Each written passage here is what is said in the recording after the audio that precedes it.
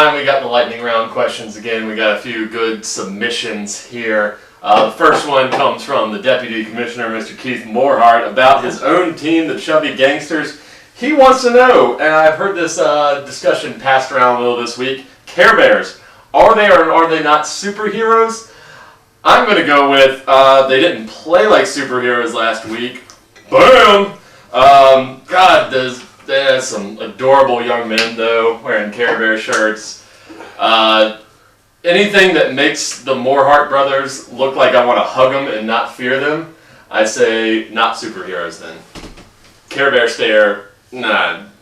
Yeah, until they come out with a live-action Care Bears movie where they're actually using real bears, and they're... I think, no, that is not. The Care Bears fucking suck. I don't even know what the dude, I don't even know what the fucking Care Bears superpowers are. I know the Care Bear stare. Care Bears. The Care Bears stare. Don't they have like little icons on their chest? Yeah. It's like a Pikachu. Like fucking.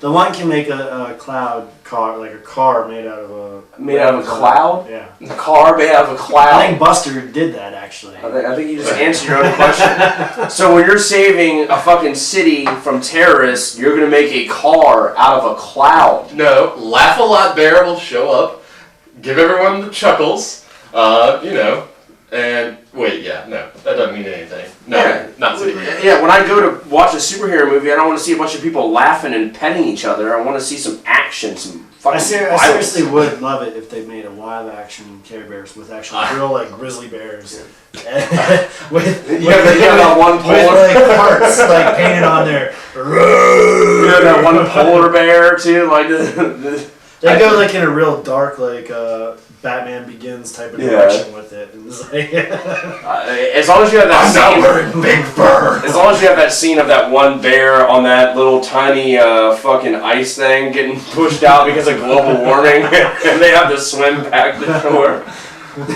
Yeah, that'd be like the most dramatic.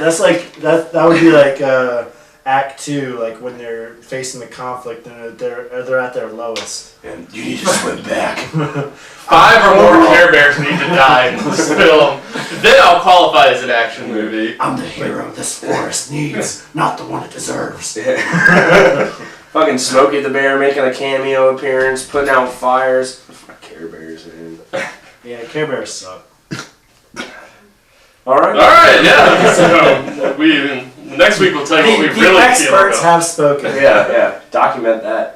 Also from Mr. Morehart, he wants to know who the best outfielders in the league are. There was some questions. Also, this was discussed, passed around.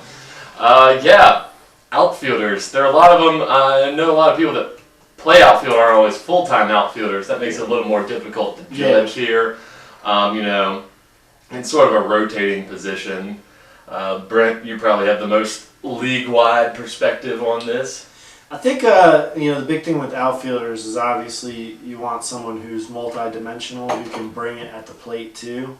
Overall, I'd say the best outfielder in the league, in my opinion, is probably Josh Waldrop from the Clockers. I think he can do everything at the plate, but more importantly in the outfield, he covers a lot of ground, and he's very smart when he gets the ball. He knows exactly what he's going to do with it. I know in our game earlier this season against the Clockers, we were aggressive on the base paths, and we had a ball that was kicked fairly deeply into center field, and Josh, so we sent the runner from second around home, but Josh just got a good break on it. He caught it in stride and then ran it into the infield and like threw out the guy at the plate, and it was like, I don't think that there's too many outfielders that's going to make that play, so I think Waldrop's probably my top pick, but there are definitely a lot of other ones that are worth considering. So. Anyone on PBJ? PBJ? No. Who's PBJ?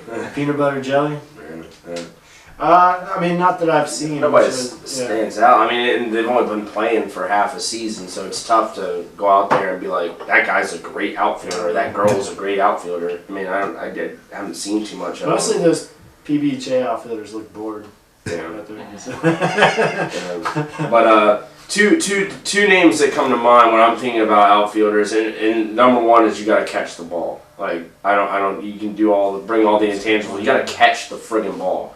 And two people, Rusty Wallace from Rumspringa. Mm-hmm. I rely on him so much to when they kick it deep that he's there to get it. And it's gotten to the point now where if it's right above my head and it's going to center field, I just turn around and look and I'm like, "Thing's caught, man."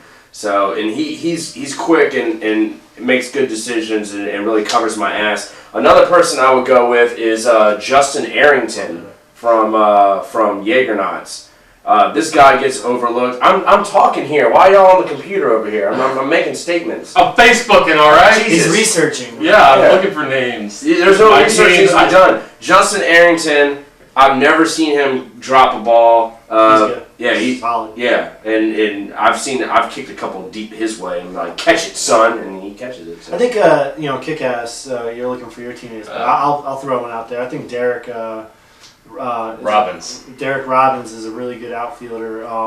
He's one that kick-ass has a lot of interior infielder, Chargers, catchers, and he was a Charger, but I think out of necessity they moved him to the outfield, but he covers a lot of ground there, and he's been impressive. Yeah, I was going to be a big homer. That's why I was looking up. Make sure I got Derek Robbins, your last name, correct, since I have a history of not forgetting the last names Casey Anthony. Players on my team. I was going to mention Derek, and also, similar situation.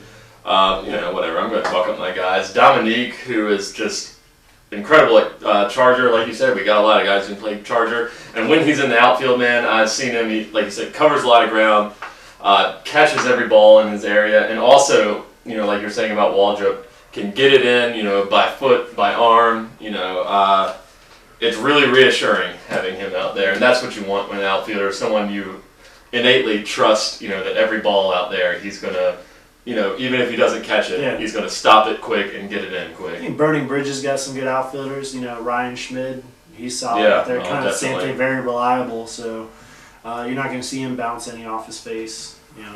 He'll get to him and catch him. So it's probably, you guys both named guys from your own team. So I got to give a shout out to John Leneve and Juice, Thomas Welch. They're both very strong outfielders also. John would be better if he didn't wear that UVA beanie all the time.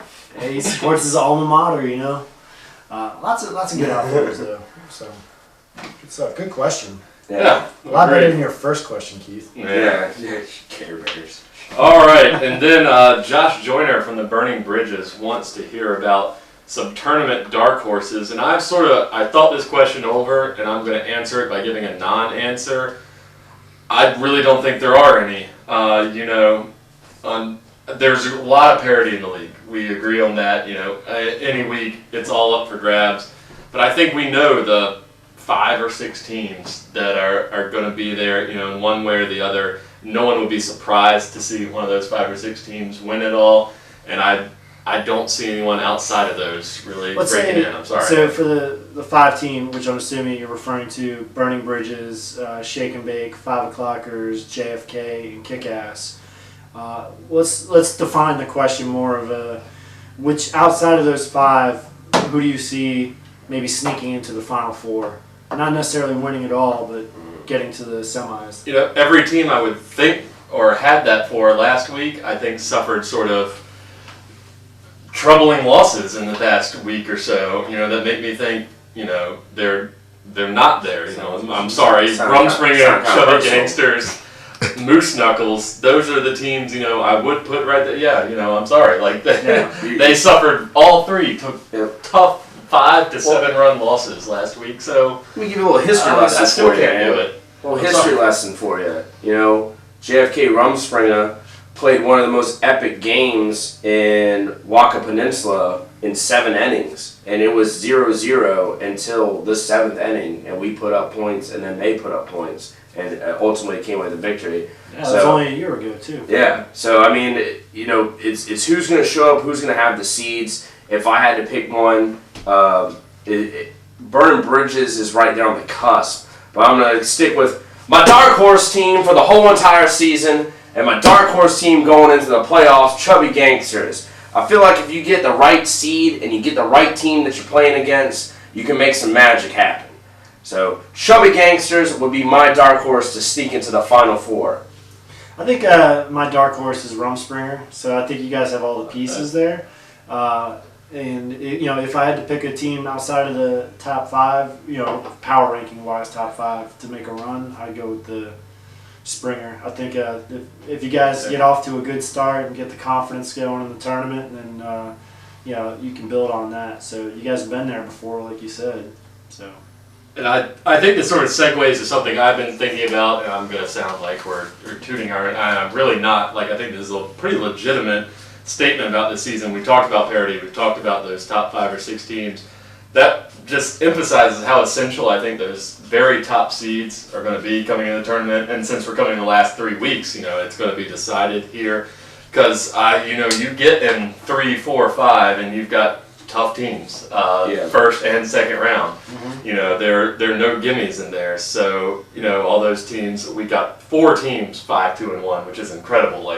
They'll love to see that. They're going to be working that out over the next 3 weeks.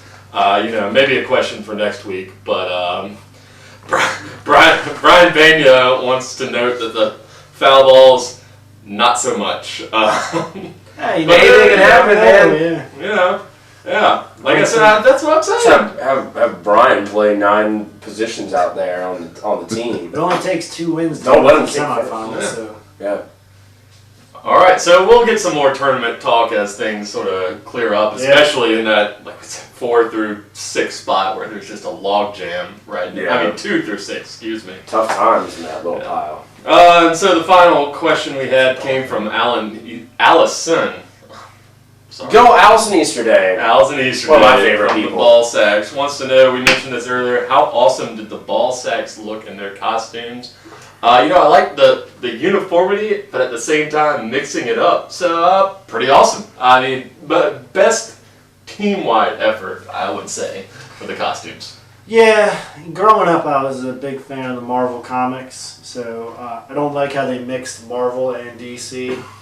So, that kind of... A little technicality there. But, I'm sure that's far more than technicality, sir. I'm sure they'll spend enough time talking about this subject in their own female podcast today, so... Yep. I'll say, how awesome was it?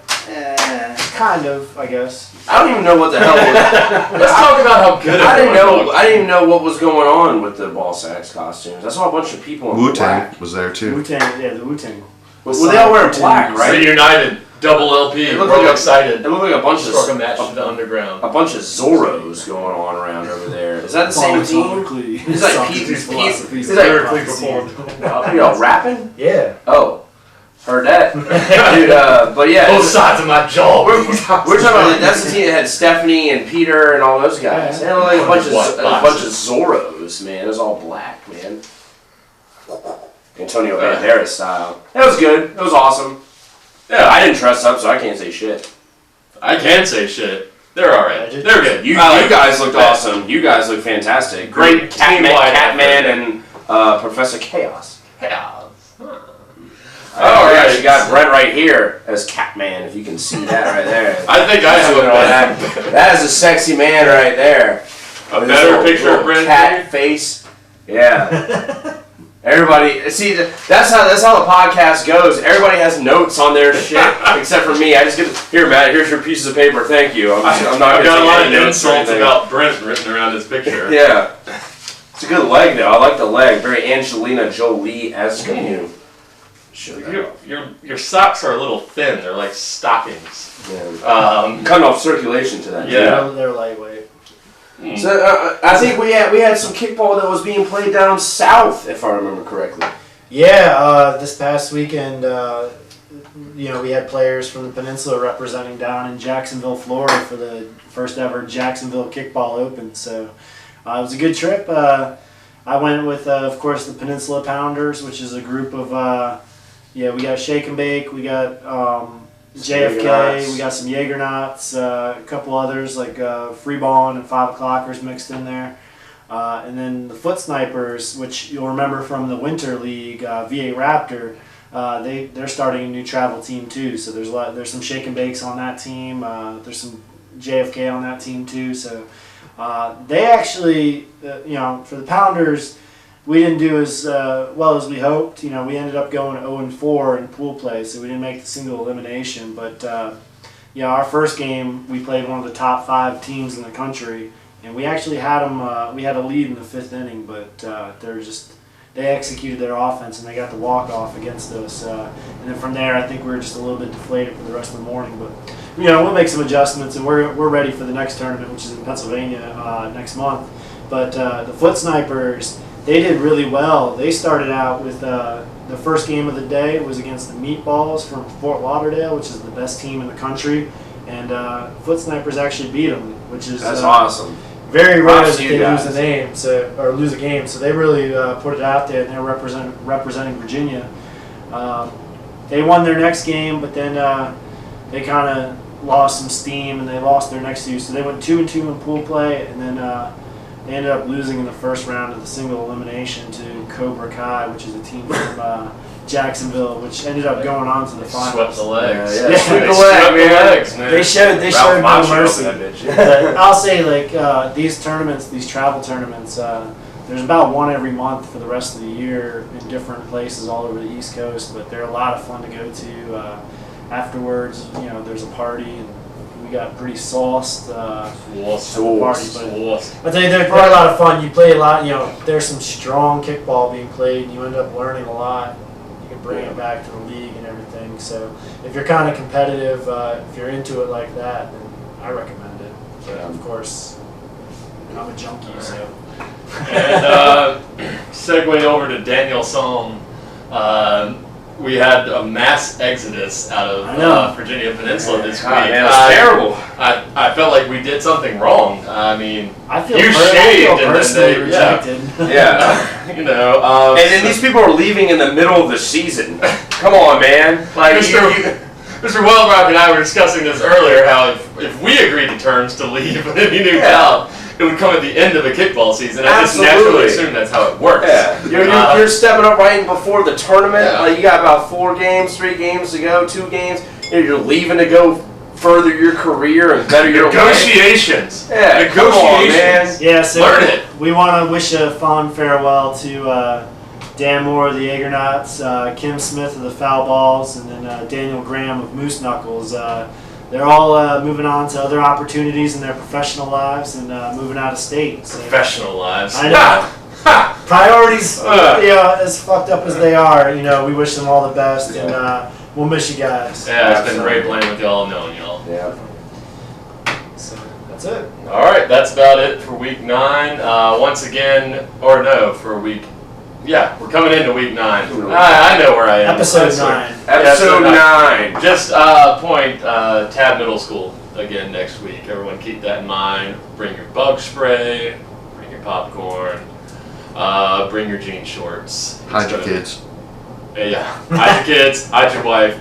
Slap on those jorts. And please be mannerful in the porta potty. Oh, man. Yeah, I don't want to name any names. LaSalle Blanks. You know what you did. Yeah. Man.